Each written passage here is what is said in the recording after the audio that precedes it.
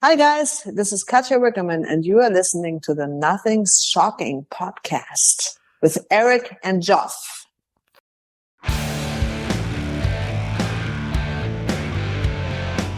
Want to know what's going on in the world of music? Then tune in to the Nothing Shocking podcast, a non-genre based, all ages friendly rock and roll program. Join us weekly for interviews with all your favorite rock stars from the mainstream to the underground. You can find us at nothingshocking.libsyn.com or anywhere you download podcasts.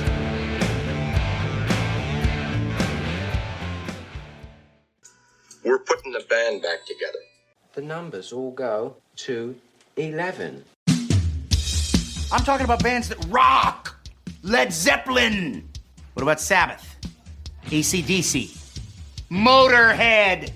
Does that mean it's louder? Is it any louder? Well, it's one louder, isn't it? We're not worthy. We're not worthy. Why don't you just make 10 louder and make 10 be the top number and make that a little louder?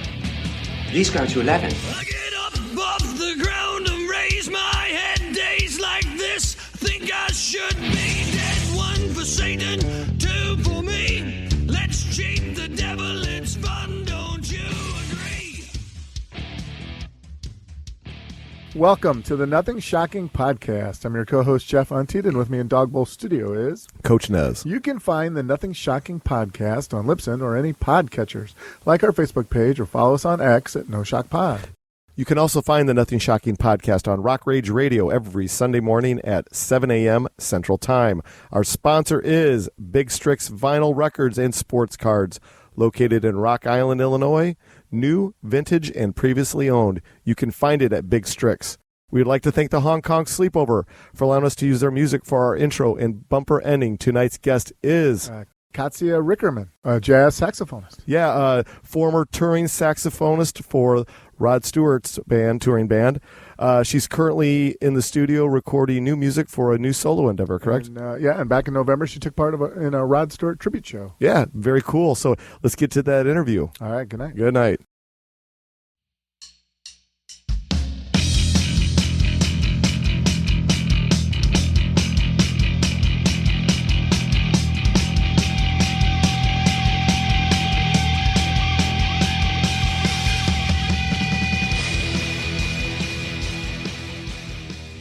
Katja, welcome to the Nothing Shocking podcast. I'd like to introduce you to my co-host, Jeff Untied. Katja, thanks for joining us tonight.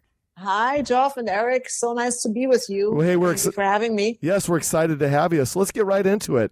At the present time, you're in the studio recording new music for your next solo endeavor. What can you tell our listeners and your fans what to expect from this, upcoming solo release? Not really sure when it's going to be released, but we're working. We have worked on 9 tracks so far. So going to need a couple more and then probably release something, I would say, in the beginning of next year.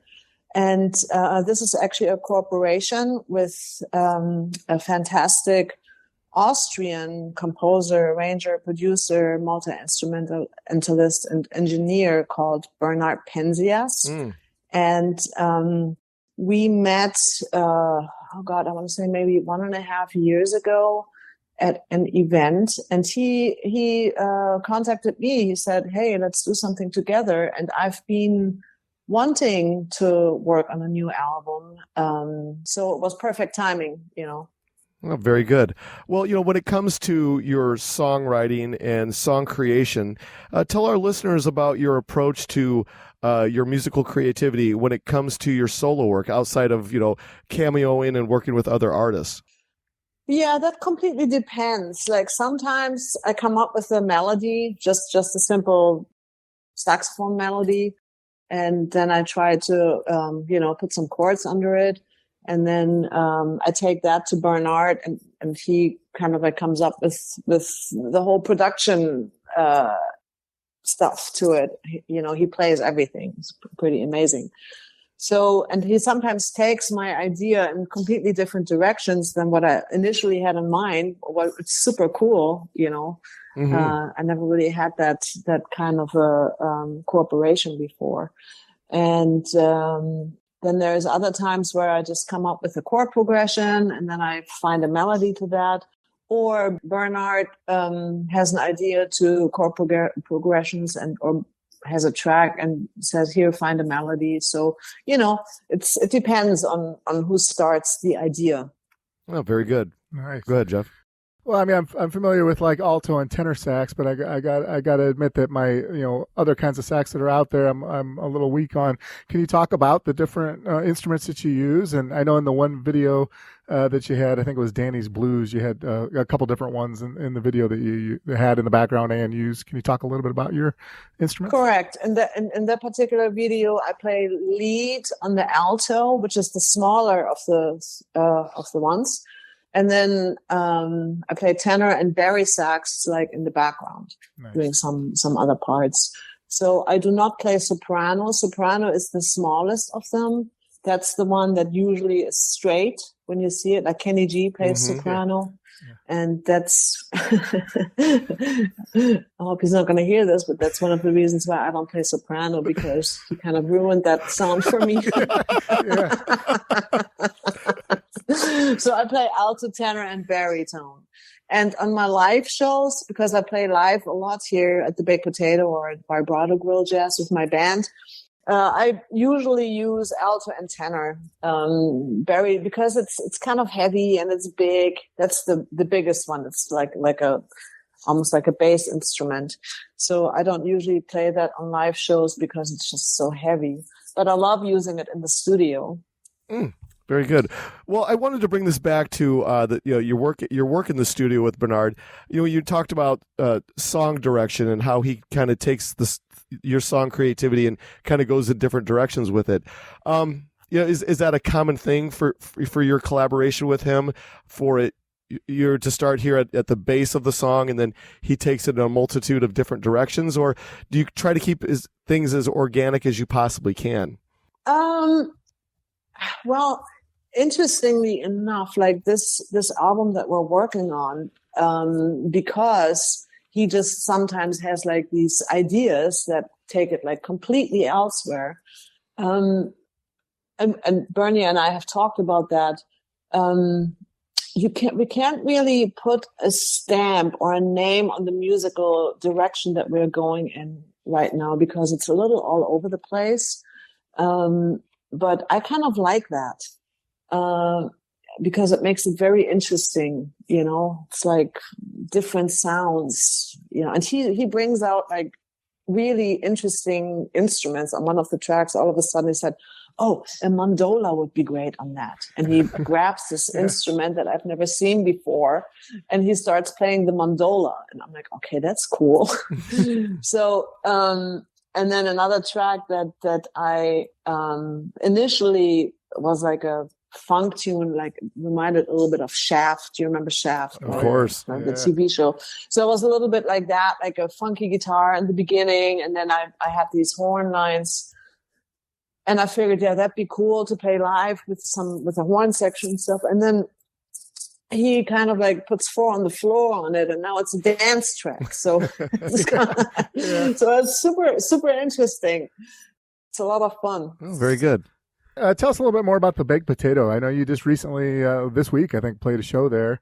Can you tell us a little bit? I can't remember who we talked to recently. We've talked to many artists that have performed there. Can you tell us a little bit more about that venue? Yes. Have you guys been there ever? No, we have done so many interviews with so many artists from the Hollywood area that have performed there. It kind of like always kind of sparks our interest of what this venue is like. Okay, this venue has been there. I'm not sure about the exact number of years, but I believe it's close to 60 now. And it hasn't changed in 60 years. Yeah. It's a it's very small. I think it seats like 70, 75 people. And it's very divey inside, but it's just this charm, because there are pictures on the wall that have been there for 60 years, literally. And what else? So this place has a very special place in my heart, because that place made me move to Los Angeles. when I came here for the first time in the summer of '97, I had my horn with me and I went there. There was a jam session going on that was run by Teddy Andreades, who was at the time the keyboard player for Guns N' Roses. Mm-hmm. And so this jam session, everybody used to show up, like the Guns N' Roses guys, the Toto guys, everybody used to show up and sit in. And so I walked up to the guy and I said, "Hey, I'm from Germany. I'm visiting. Can I sit in? I'm a saxophone player." So, and this is like a while back, like 97, which was like 28 years ago. So he looked up and down on me and he was like, I wonder if this chick can play. He was probably thinking. But he said, "All right, well, let's give it a try." And so I played and I guess I did well enough. So he said, "Well, you can come back anytime." So I'm like, okay, cool. And then I ended up jamming with all these amazing musicians. And when I was back in Germany, I thought to myself, what am I doing here? Like, why not move to LA? So I decided from one day to the other that I was going to move to LA, sold everything I owned and within like 4 weeks and came here. And then after being here for a year, I put my very first band together and I started performing at the Baked Potato on a regular basis. Wow. Yeah. That's fantastic. Yeah. And my very first bands, this is really funny because I had this vision of me surrounded by these great musicians, all guys, but they all had to be kind of like, had to have something really special about them. So I had this bass player and then this guy, Rafael Moreira, guitar player, drummer, Glenn Sobel, and a keyboard player. So anyway, so some of these names probably ring a bell to you because this band was kind of a good luck charm for all of us. Everybody soon after that started playing with famous people like Rafael. He started playing with Pink and with Christina Aguilera. Andreas Geck, bass player, he also started playing with Christina Aguilera. And Glenn Sobel plays with Alice Cooper now, drummer for Alice Cooper. And then we had Chichi Alara, who became a super, super successful producer here in town, also has played with everybody. So it was cool. Oh, very cool. Nice. Well, your live band, do you use the same guys when you record the songs for your album, or do you have like session players, or how does it work for you? No, at the moment, actually Bernie plays everything except for the sax. He plays everything. It's amazing. He programs the drums, he plays the bass, he plays the guitar, plays the keyboards. It's pretty incredible. That is so cool. So you're gonna have to pardon my ignorance and probably Jeff's ignorance too. You talk about you're a professional musician over in Germany, come over to Hollywood, and then you go back. But some of our favorite bands are European-based bands. Can you talk about maybe the influence of I don't want to say the story of you coming to America to perform and to become a professional musician in the States, but I guess maybe what was the draw? Was the music scene for you in Europe just not what you were looking for, opposed to what you were gravitating to in the United States? I guess, can you kind of give our listeners a insight to the reason why the United States appealed to you opposed to Europe? Well, I was literally reaching for the stars. I just thought, or I felt that Germany, that the opportunities in Germany weren't as big, as many, and as glamorous as they could be here. I mean, I would never have gotten the gig with Rod Stewart if I had stayed in Germany. Or played with Lady Gaga, or, worked with Dave Stewart from the Eurythmics, or, any of that. None of that would have happened. So.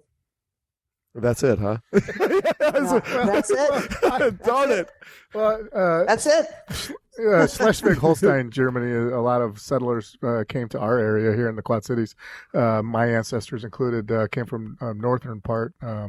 You came from Lübeck. Can you tell us a little bit about where you grew up? Lübeck is in the north. It's close to the Baltic Sea. So I grew up actually going to the beach all the time as a kid. And it's near Hamburg. So all the way up north. So it's funny because people usually, when I say that I'm German, they think Dirndl and Oktoberfest, which I have nothing to, in common with, because I'm not from Bavaria. That's an extremely Bavarian thing. Sorry, what was the initial question? I lost track. I'm. It's near and dear to my heart because my ancestors come from that area. Mine too. Yeah, mine too. So okay. I was doing some genealogy research, and there's still a Untied butcher shop in Barsbeck, Germany, that I really want to go visit. It's cool. up in that area. Well, so maybe we're even related. Yeah, there you go. Well, we got the same birthday. Yeah, you guys are kindred spirits. Yeah. It's also the same year. We don't talk about the year, but no, just the same day and same month. Just not too far behind. Oh, okay. Yeah, not the same year. Well, let's move on to 2007. You released your first solo endeavor.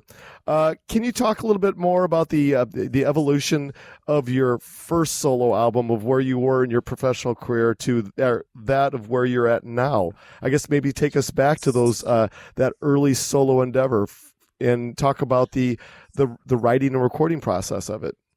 Okay, so during that time, I was touring with Rod Stewart, of course. And I met this producer, Jeffrey Carruthers, who was and still is one of the biggest smooth jazz producers. And at that time, the smooth jazz was booming, right? And he really wanted me to do a smooth jazz album, and I just really did not want to do that. Because I don't really listen to smooth jazz, and it wasn't really my cup of tea. So anyway, so we ended up doing like was more like Latin jazz kind of a project. We did a lot of covers on that record. There's only 2 originals of mine on there. And the rest are like covers. So, and to be honest with you, I mean, in a way, I'm proud that I never really pursued that smooth jazz market, because I didn't in my next albums either. But on the other hand, I kind of regret it a little bit, because the smooth jazz scene is pretty much the only scene where you kind of can become famous as a saxophone player. And for some reason, my name is not as big as a Mindy Hebert or Rick Braun or all those smooth jazz artists. Sure. Yeah, absolutely. Yeah. Go ahead, Jeff. Well, it just kind of sparked my memory of, because everybody loves a saxophone solo in a hit song that you hear on the radio, but you don't know who they are necessarily, or not even just the saxophone, just other players, other horn sections, and things like that. But can you've toured the world with some incredible artists. Can you talk about being that supporting part of making it all work?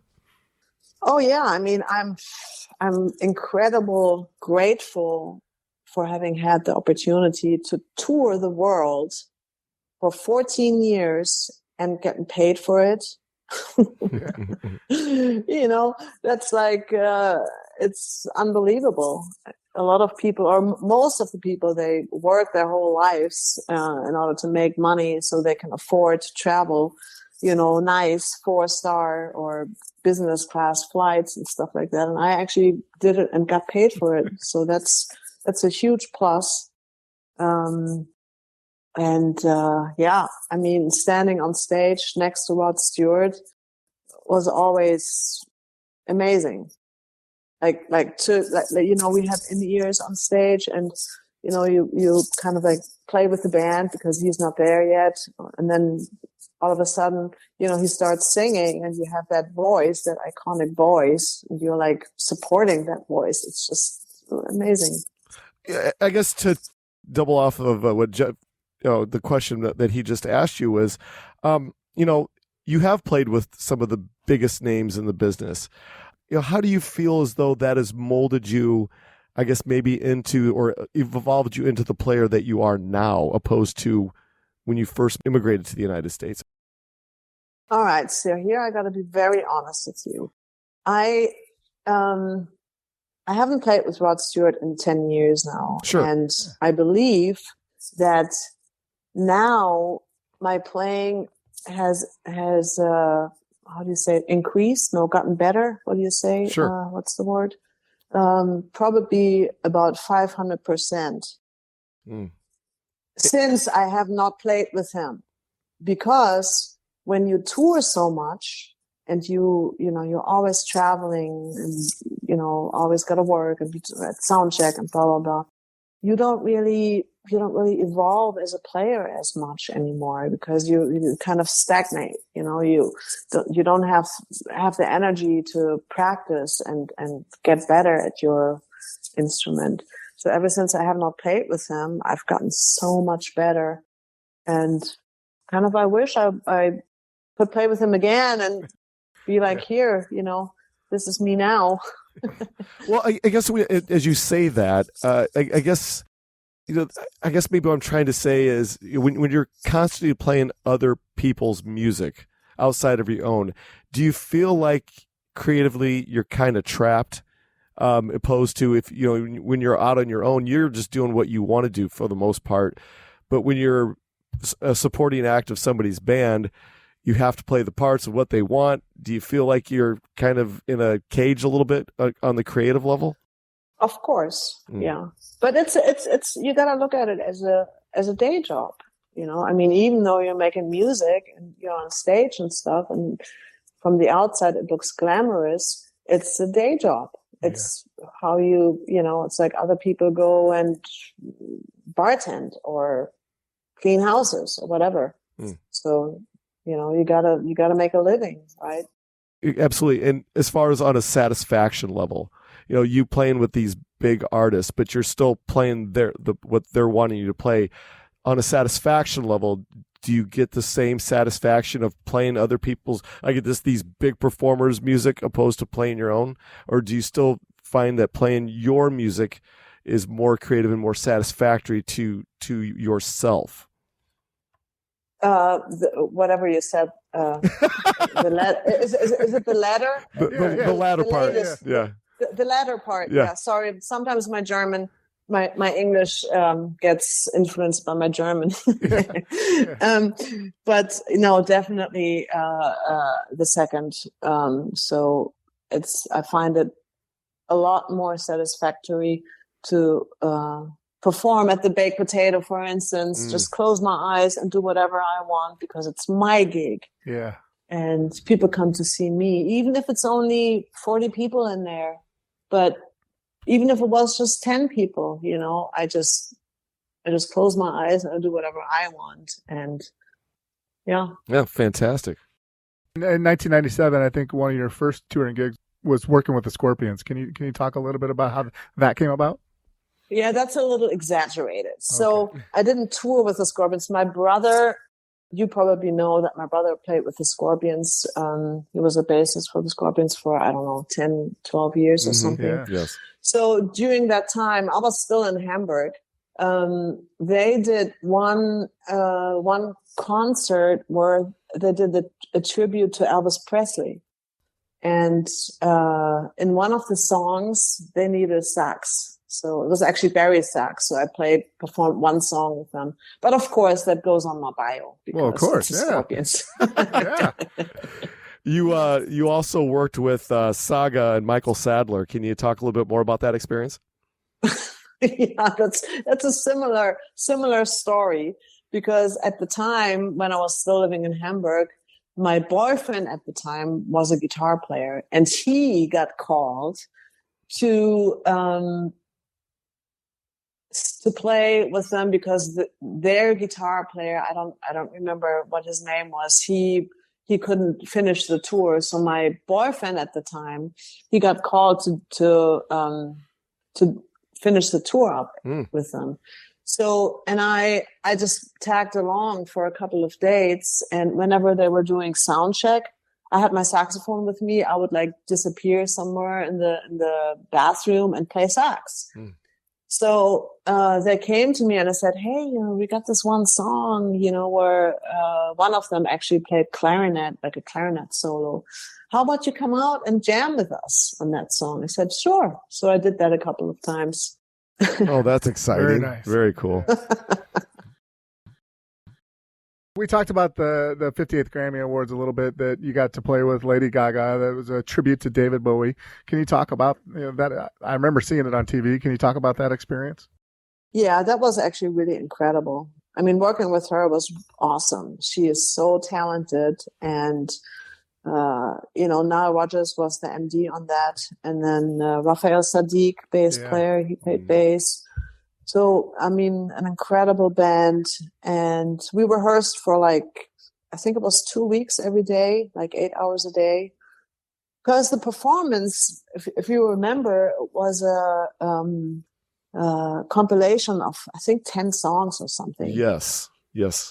And it was a medley. So, and they were all different tempos. So, it took a lot of rehearsals. We had a click track in our ears. So anyway, it was intense. But it was awesome. How much rehearsal had to go into that? Yeah. 2 weeks. We rehearsed 2 weeks every day. Wow. That's cool. All right. So I'm going to get this to my favorite part of the interview. Your 2015 released, Never Stand Still. And my favorite track, and I'm probably going to vouch for Jeff over here, is Blues for Joe, because we're big Joe Bonamassa fans. Can you talk a little bit more about working with Joe and talk a little bit more about the songwriting for that particular track and the entire album, actually? Yeah. So that album. Okay, I'm gonna make notes so I don't lose track. So first of all, or remind me what you asked me, because first of all, Jeffrey Carruthers produced that album as well. He was the one that produced the first album, Katja, that I released in 2007. So in order to finance this album, I actually did a Indiegogo campaign, because that's a record where everything is played live. So I hired musicians, I hired a studio, and so everything is played live. Nice. So in order to do that, you need a lot of money. So I started doing an Indiegogo campaign with a goal to raise $25,000. And I ended up raising close to 29,000 actually. Wow. So yeah, so that was great. And then me and Jeff, we had this vision of so the album was supposed to be like a 70s sounding, retro sounding album. So that was the idea behind it, because I love the 70s, and I some of my idols are from that era, like Junior Walker and the All-Stars and the Crusaders, and I love that kind of stuff. So Blues for Joe, actually the saxophone that's on there, that is my very first take that I did. And it was supposed to be only scratch sax. I kind of was just oh yeah, so I have this idea for the melody, and I, kind of assish played it in. Yeah. But Jeff was this was the performance was so dope that he wanted to keep it. So we never re-recorded it. And then I had the idea to have Joe Bonamassa on it, because I've known him for many years. And so I just called him and said, hey, would you be up for playing on a couple of my tracks? And he was like, absolutely. And I said, so, what would that cost? And, maybe I shouldn't talk about that, but he said to me, hey, you know what, just get me a Diet Coke. And was pretty fantastic that he did that. Yeah, he's such a he just wants to play always, and he just loves music so much that he just give me a Diet Coke. It was pretty nice to have that kind of pull. You just get your phone and call Joe Bonamassa to come on, do a couple tracks on your new album. How cool is that? Yeah. Oh, very cool. Well, you also had Arturo Sandoval on there and some other players. Can you talk about some of the other guests that you had working on that album? God, do I remember even? Arturo Sandoval, I really have to think about their names, because to be honest with you, I actually wasn't there when they recorded all the backing tracks. Like when the rhythm section recorded, I was actually on tour with Rod. So, we had done all the work, Jeff and I, and then Jeff went in the studio with the rhythm section. So I don't even remember who was on there. Oh, you're pulling an Anton Fig on us. We had Anton Fig on a couple of years ago, and we asked him about certain albums. You go, I don't remember. Yeah, I mean, that's a long time ago. That's like 10 years ago. Yeah, I don't remember what I did yesterday. Very good. All right, Jeff, go ahead. Let's talk a little bit about the promotional videos that you've done. A few for some of your songs. I talked about, I think, Danny's Blues earlier, walking the dog off Never Stand Still. Can you talk a little bit about your approach to promotional videos? Oh, well, they're different each time. Like Danny's Blues, for instance, that's that track, and Together is another track. I wrote those songs during the pandemic, and that was actually the first time that I wrote and produced everything on my own. So I had no co-producer, no co-writer. I wrote everything by myself, and I produced it by myself.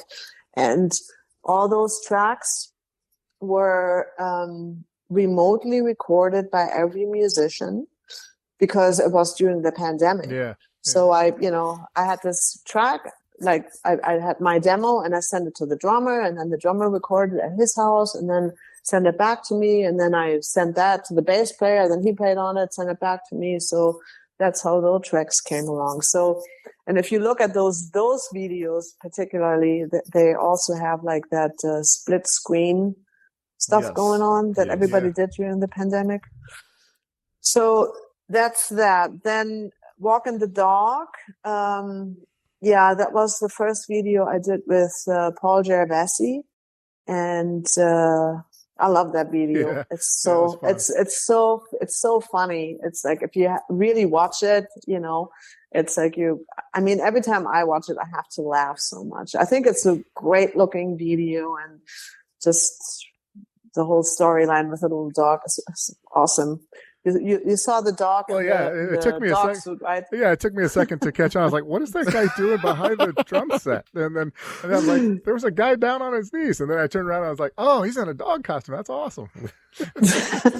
So Paul, it was Paul's idea, the director's idea, to put a guy in a dog suit and make it kind of funny. Yeah. And he had a guy that he called. He said, "I think this guy will do good. We'll put this guy in a dog costume." So he called to his friend.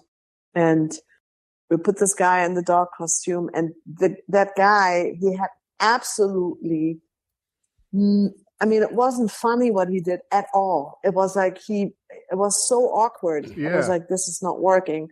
And then my bass player, Andreas, he's a goofball. So he was like, let me do it. So he's the one, my bass player, he's the one that actually put on the dog suit after all. Oh, that's so cool. Let's just talk a little bit about the pandemic. During that time, we have interviewed so many artists that had different reflections about the pandemic and their creativity during the pandemic. We had many artists that felt like they had a renaissance in their creativity to make new music. And then we interviewed a lot of artists that felt like they were stifled and a songwriting block when it came to creativity. I guess during the pandemic, for productivity for music, what was it like for you? Well, I was really creative because there was nothing else to do. That's when I said for the first time I composed or wrote and produced, those tracks on my own. which I never thought I could do that. I always thought, oh, I need somebody to co-write with me and to produce me. And then I was like, oh, I guess I don't, I guess I can do this on my own too. So it kind of boosted my self-esteem in that way, for sure. Very good. Do you talk about your acting career at all? I know you in your bio it talked about Ally McBeal and Star Trek Nemesis. So I have to laugh. Yeah. I don't have an acting career. Those are just like sidelining jobs that I landed. It wasn't acting. A lot of musicians do it. Yeah, but I mean, of course, Ally McBeal was fun. I was a reoccurring character. Like whenever they had musicians in the bar scenes there. Mm-hmm. So I was on there a couple of times. And then Star Trek, I'm super excited because I'm a Trekkie. I mean, I grew up watching Kirk and Spock, and I used to love that show. And even, later on, like Next Generations, I absolutely loved that show. So when I got called to do it, I was very, very excited. Yeah. Oh, but nice. You only see me like very brief moments if you watch it. Like, and it's like within the first 10 minutes in the wedding scene. Like when Captain Riker, no, is it Captain Riker? No, it's it's not Captain Riker. It's the first officer Riker. He marries the psychic there. That woman. What's her name? I don't know. A long time ago. Okay. If you ever watch it again, it's like within the first 10 minutes. And Data, you remember Data, that half robot, whatever he is. He's on stage with me, and I'm sitting there, and I'm about to play saxophone. So, very good. Cool. I remember they spent like about 2 hours to do my hair because the camera was coming from the back and was like, so you see the back of my head. So. Very good. That's cool. All right, we got one last question for you, then we'll leave you alone for the evening. Tonight's the night. Tour of the Rod Stewart tribute. You're going to be hitting the road, and you're going to be coming close to our area in Des Plaines, Illinois. Can you talk about this latest tour endeavor? Yes, it's not really a tour. It's just spot dates here and there. But we are going to be in your area November 16th. It's actually an afternoon show. Oh, wow. Funny enough. Yeah, we haven't done that one yet. But we did a little tour at the end of September, like it was like, I think 9-date tour. I only did 6 because I was in Europe. I had a solo show in Germany in September, but I joined in later. But yeah, we do spot dates here and there. I wish it was more, but we're just still building it up. Yeah. So it's also kind of a cooperation between Carmen Appice, who was Rod Stewart's drummer, like from, I believe it was like 1976 to 1983. Mm-hmm. And he actually co-wrote Do You Think I'm Sexy and Young Turks. Oh, and then Rob Cowdell, he's the singer. He's fantastic. He's based out of Nashville. He's really good. Otherwise, I wouldn't be doing this. Of course. I mean, he sounds actually better than Rod. He looks like Rod. He moves like Rod. Like, because, I mean, I was standing behind or next to Rod for like 14 years. So I know every little move he makes. And Rob moves exactly like him. So he studied him for like, I don't know. I think he's been doing this for like 25 years now or something like that. Oh, sounds fun. And it's a lot of fun. I mean, everybody's super nice. Rob is a sweetheart. And Carmen is a sweetheart, and everybody else in the band is too. So fantastic. Well, we're out of our allotted time for the evening. Is there anything that we left off tonight that you would like to plug or promote? No, not really. Oh. No. Well, good. We did our job then. Yeah. I appreciate you having me. How did you find me? Or anyway, I mean, how did you hear about me? read about me. You're gonna like. Okay, so So Jeff does all the technical stuff. I mean, if it wasn't for him, this podcast would not happen. He's a editing wizard over here. So Jeff relies upon me. Says to me, he's like, "Get who you want, just make it sure it's good." So when I'm studying people that that were additional artists that were on certain albums, that's how I usually do it. I just kind of get creative that way. Or like if we've had a past guest that has been on that knows somebody that knows somebody. Kind of like that. It's kind of like a networking thing. So yeah, okay. I stumbled upon your name when I was doing research on other artists, and I was like, and I started reading your bio. Like, we got to have her on here. Yeah. So, and we're so appreciative that you agreed to do it, because I can't tell you how many invites that we send out. We don't get any responses at all. And you responded back. And I think you were over in Europe when you responded. Were you not? Yes. Yeah, I just spent 2.5 months in Europe. Oh, cool. And I had a solo show there in my little hometown. So for the second one, I had the very first one I had 2 years ago, which was sold out. And then I decided to have another one this year. It was great fun. Oh, fantastic.